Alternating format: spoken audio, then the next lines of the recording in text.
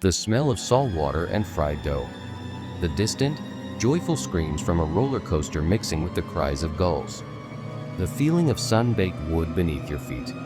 A boardwalk is a place of pure, distilled happiness. It's a memory maker, a perfect postcard of summer. We go there to escape, to feel young again, to walk on that magical line between the solid ground of our lives and the vast, mysterious ocean. But that line, it works both ways. What happens when the sun goes down, the crowds leave, and the cheerful lights are replaced by the cold glow of a security lamp?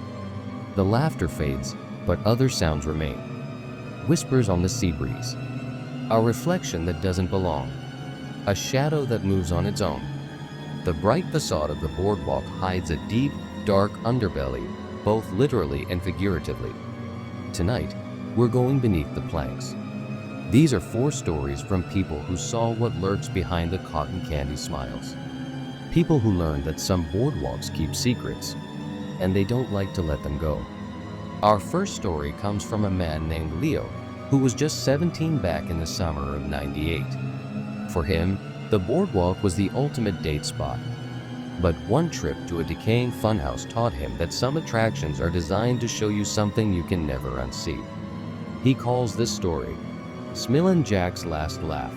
The place was called Smilin' Jack's Palace of Giggles. It was old even back then, a relic from the '60s tucked at the far end of the pier, long past the shiny new rides. The paint was peeling, and the animatronic clown out front, Smilin' Jack himself, had a mechanical laugh that sounded more like a death rattle. Leo was with his girlfriend, Sarah, and on a dare, they decided to go in. Inside, it smelled of dust and ozone. The main attraction was a hall of mirrors. You know the kind, wavy mirrors that make you tall and skinny or short and wide. They were laughing, making faces, when Leo saw a mirror at the very end of the hall that was different. It wasn't distorted. It was a perfectly flat, strangely clean mirror in this otherwise grimy place. He stood in front of it, and his reflection stood there, perfectly normal. Sarah was looking at another mirror, giggling. Leo smiled at his reflection. But his reflection didn't smile back. Instead, its expression turned. Sad. Leo felt a chill crawl up his spine. He blinked, thinking his eyes were playing tricks on him. When he opened them, his reflection had changed. Subtle at first. There were faint lines around its eyes that weren't on his own face. A touch of gray at his temples. He leaned closer, his heart starting to pound. As he watched, frozen in place, the reflection began to age. The lines deepened into wrinkles. The gray hair spread, thin, and turned white. His reflection's posture stooped. Its skin became sallow and sunken. It was him, but it was an old, tired, sick version of him. It happened in the span of about 30 seconds, a rapid, horrifying decay. Then, the reflection, the old man who was him, looked up, and its eyes were filled with pure terror. It opened its mouth in a silent scream, and Leo saw what it was looking at. Reflected in the pupils of his older self was the view from the very top of the boardwalk's largest roller coaster, the Sea Serpent. And then, the reflection's eyes went wide as it plummeted downwards. Leo screamed, stumbling backward and falling to the floor. Sarah rushed over, asking what was wrong. He pointed frantically at the mirror, but all she saw was their normal reflections. He was pale and shaking and couldn't explain what he'd seen. They left immediately. Leo was haunted by the image. He couldn't sleep, and he refused to go anywhere near the roller coaster. About a month later, Smilin' Jack's Palace of Giggles burned to the ground in a mysterious electrical fire. No one was hurt. When Leo read about it in the paper, he didn't feel relief. He felt dread. He felt like the mirror had shown him a prophecy, a fate he was now running from. He's in his 40s now, and he says he's never ridden a roller coaster since. He doesn't even like looking at them. He believes the mirror showed him his end, and he's spent his life making sure he never gets on that ride. A place built for joy can easily curdle into a place of dread. Amusement parks are full of motion and noise. but it's in the silence that the real ghosts linger. This brings us to our second story. It's an account from a former night watchman named Frank, who worked security at the historic Wonderland Pier in the early 2000s. He learned that even in a completely empty and powered-down park, some rides never truly stop. This is one of those creepy boardwalk stories you don't forget. Frank was a man who enjoyed solitude. The night shift at Wonderland Pier was perfect for him. Just him, a thermos of coffee, and the rhythmic sound of the ocean. His job was simple: walk the perimeter, check the locks, make sure no teenagers were trying to sneak in. For the most part, it was peacefully boring, but he always felt uneasy around the Grand Carousel. It was a magnificent 100-year-old carousel, the park's crown jewel. During the day, it was beautiful, with its hand-painted horses and cheerful organ music. At night, under a single security light, shrouded in a tarp, it was a tomb of sleeping jesters. There was one horse in particular that always caught his eye. Its name, painted on the saddle, was Stardust. It was jet black with silver flecks, and unlike the other horses that looked like they were prancing, Stardust looked like it was trying to rear back, its wooden eyes wide and frantic. One night, during a dead quiet shift, Frank was doing his rounds near the carousel when he heard a sound so out of place it made the hair on his arms stand up. Narrator: a little girl's giggle. Faint, but clear. He stopped listening. It came again, seeming to echo from the center of the carousel. His first thought was that a kid had somehow hidden inside when the park closed. He unhooked the velvet rope and stepped onto the carousel platform, his heavy boots thudding on the wood. "Hello?" he called out, his voice sounding huge in the silence. "Anyone here?" The giggling started again, and this time he pinpointed it. It was coming from Stardust, the black horse. He walked towards it, his flashlight beam cutting through the darkness. The horse was still, of course, just painted wood, but the sound was unmistakable, seeming to emanate directly from the saddle. As he got closer, the giggling stopped and was replaced by a soft, sorrowful humming. An intense, unnatural cold washed over him, the kind that feels like it's coming from inside your bones. He reached out a hesitant hand to touch the horse's saddle. The moment his fingers made contact, the humming stopped, and a tiny, whisper-thin voice spoke a single word right beside his ear. "Push!" Frank snatched his hand back as if he'd been burned. He scrambled off the carousel, his heart hammering against his ribs. He didn't run, but he walked away faster than he ever had on a shift, not looking back until he was safe in his security hut. The next day, he asked one of the old maintenance guys about the carousel. The old man got quiet. He told Frank that back in the 1950s, a little girl had vanished at the park. Her parents last saw her waiting in line for the carousel. They found her little red ribbon tied to the pole of the black horse, but they never found her. Some say she's still there, waiting for someone to give her a push. Frank put in for a transfer to a different site the following week. He said that a haunted amusement park is one thing, but a haunted ride that asks you to play along is something else entirely. Sometimes the horror isn't a place, but a person. A friendly face in the crowd who offers you something that seems too good to be true. Our third story is from a woman named Clara, who revisited her childhood boardwalk hoping to recapture a piece of her past. Instead, she met a man who offered to sell her memories back to her for a terrible price. Clara hadn't been to the Seaside Heights boardwalk in 20 years.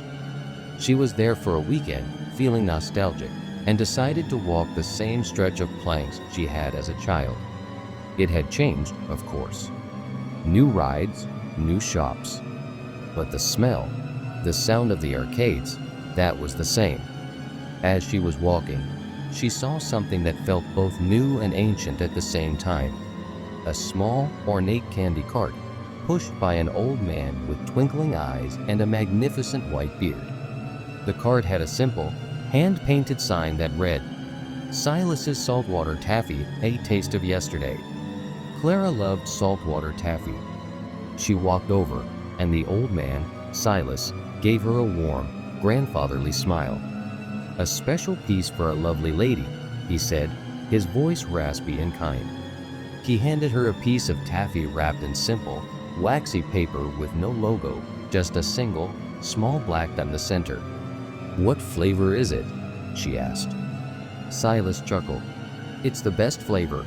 It's the flavor of your happiest memory." Clara thought that was a strange but charming sales pitch. She unwrapped the taffy and popped it in her mouth. The flavor was incredible. It wasn't just sweet. It was evocative. It tasted of sunblock, hot sand, and the specific joy of winning a stuffed animal at a ring toss game when she was 8 years old.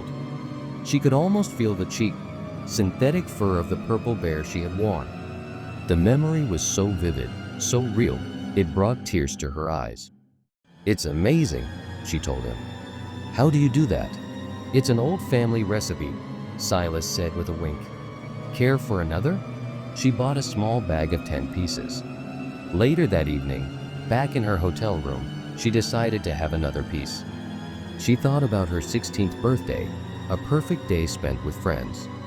She unwrapped a piece of taffy and ate it. Again, the flavor was euphoric, perfectly capturing the feeling of that day. But then, something strange happened. She tried to consciously recall the details of her 16th birthday, and she couldn't. It was foggy.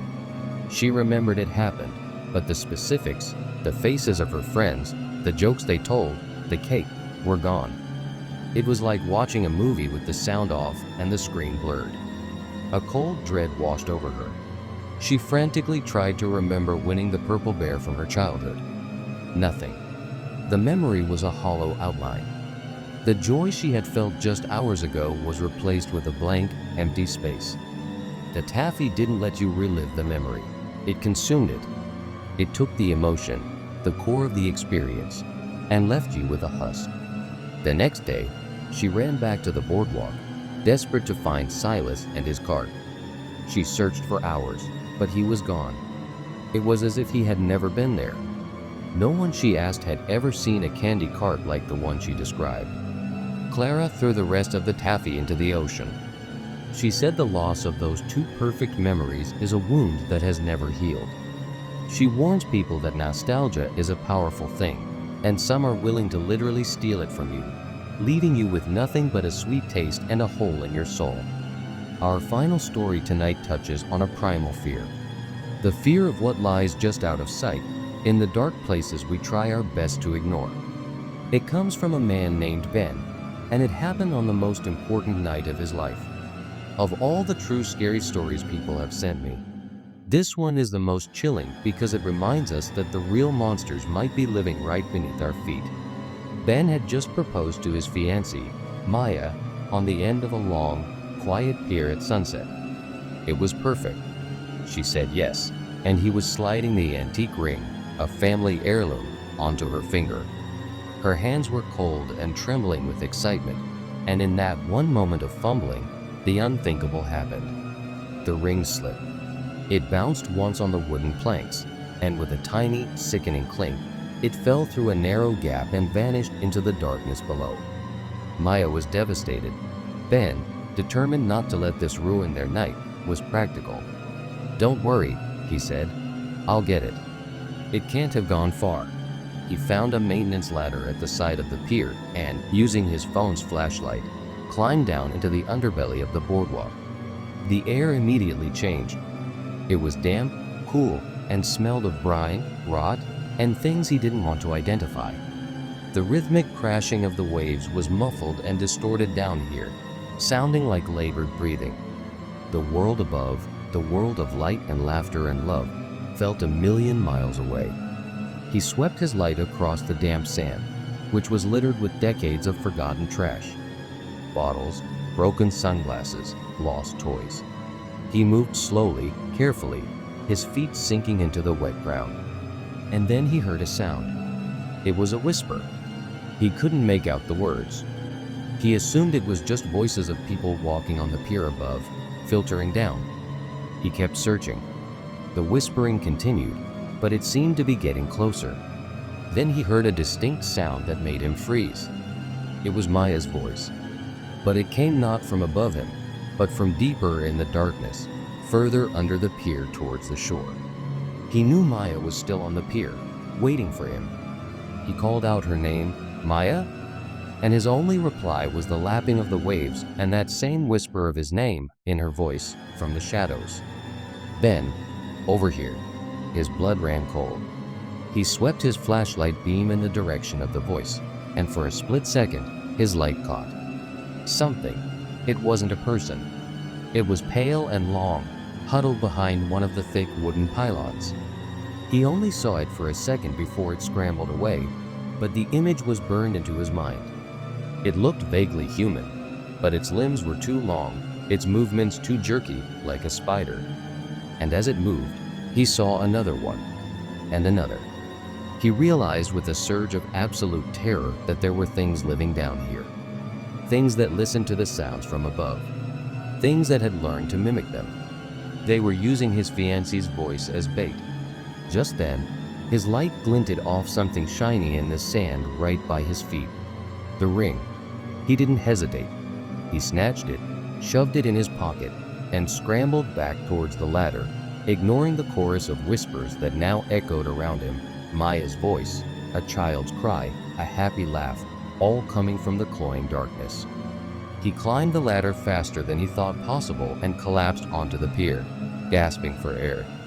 He never told Maya what he saw down there. He just told her it was creepy and he was glad to be out. They got married, and they have a happy life. But Ben says that sometimes, when it's quiet at night, he can still hear it. That perfect, horrifying mimicry of his wife's voice, calling to him from a dark place. He knows what's under the boardwalk, and he knows it's still waiting. The boardwalk is a place of light, but you can't have light without shadows. And the deeper the darkness, the longer the shadows it casts. So the next time you find yourself enjoying a perfect summer day by the sea, listen closely. Listen past the laughter and the music.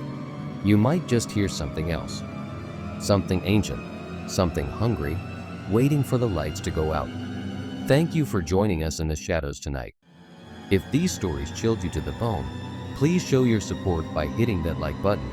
And if you haven't already, subscribe to our channel and ring that notification bell so you don't miss our next descent into the dark. We'd love to hear your own creepy experiences in the comments below. Until next time, stay safe and be careful where you walk.